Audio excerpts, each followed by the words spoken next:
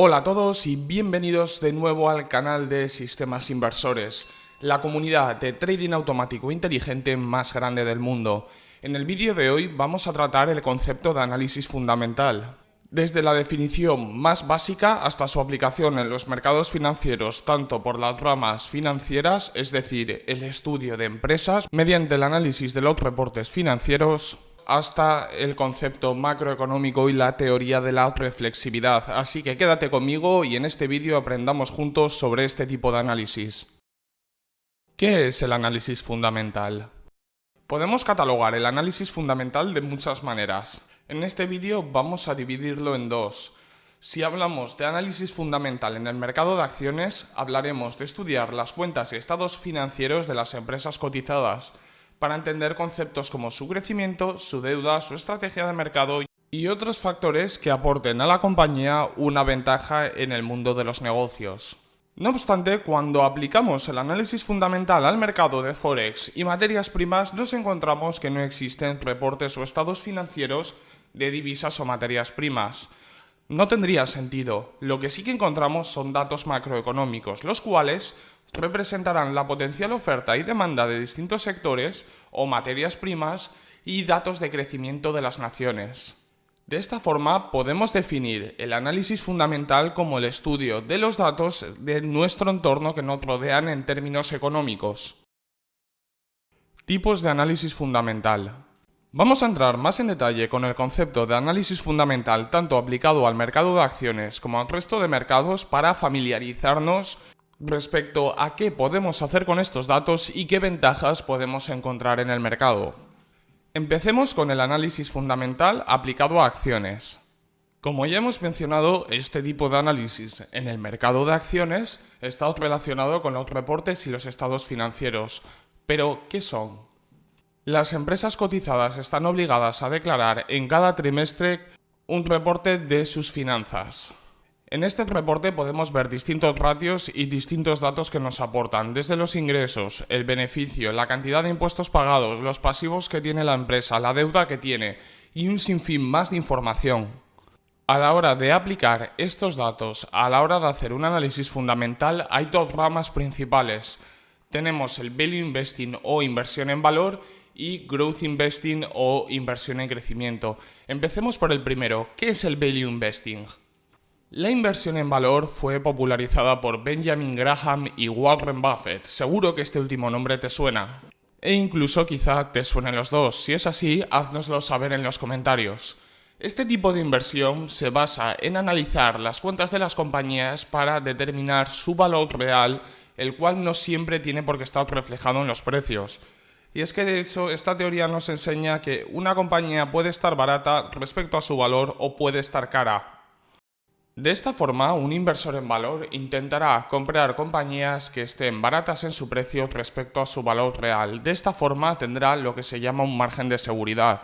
Es decir, ya existía un descuento previamente cuando él ha comprado. De esta manera intentará tener un drawdown muy bajo en el mercado mientras éste no reconozca el valor real de la compañía. Y por otro lado tenemos la inversión en crecimiento o Growth Investing.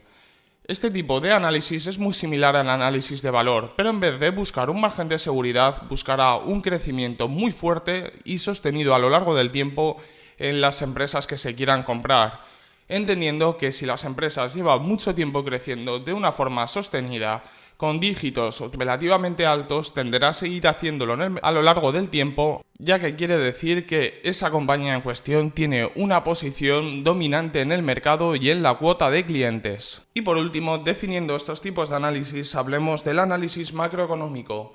Este tipo de análisis es el que hizo tan famoso a personas como George Soros. El análisis macroeconómico, lo cierto es que es muy diferente al análisis fundamental de las compañías, pero comparten determinados rasgos que vamos a exponer.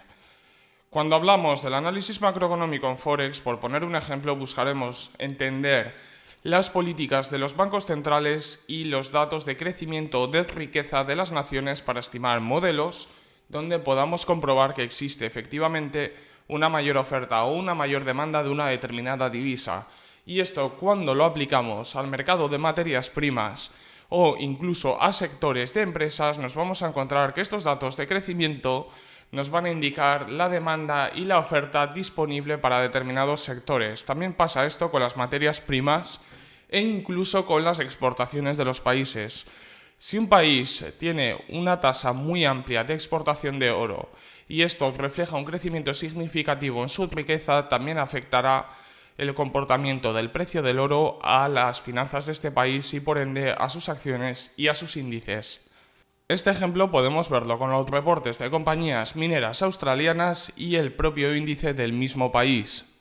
Como ya hemos mencionado, George Soros es un inversor macroeconómico muy famoso y su frase identifica una tendencia cuya premisa sea falsa y apuesta tu dinero contra ella, nos da a entender que muchas veces el precio no refleja el valor real del activo, sea al alza o sea a la baja, sea un precio caro o un precio barato.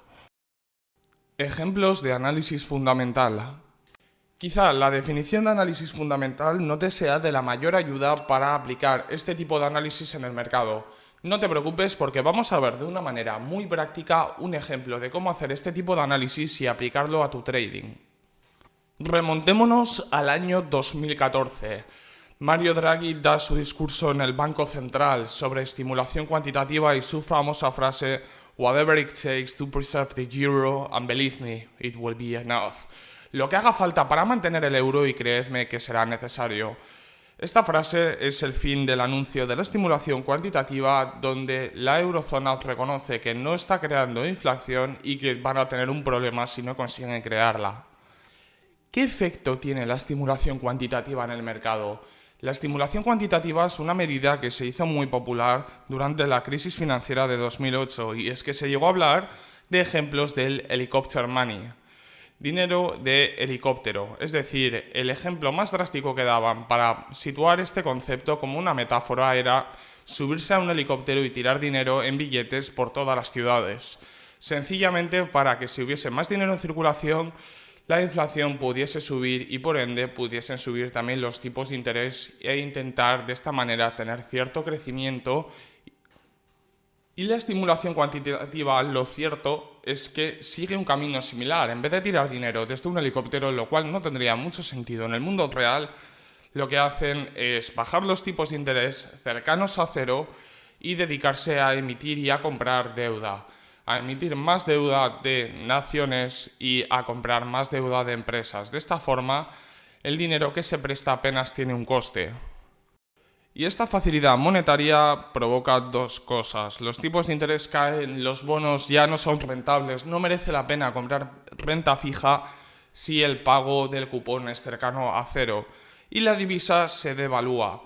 Primera idea que podemos obtener, cuando hay una estimulación cuantitativa podemos ir en corto en esa divisa.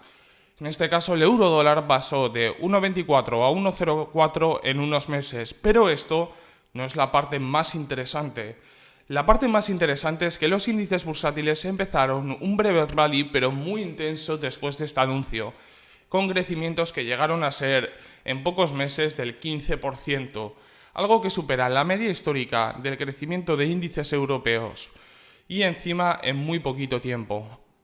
Esta es solo una de las medidas, pero quizás sea de las más interesantes en los tiempos que vivimos actualmente, ya que cada vez más bancos centrales mantienen sus tipos a cero sin intención de subirlos en el largo plazo.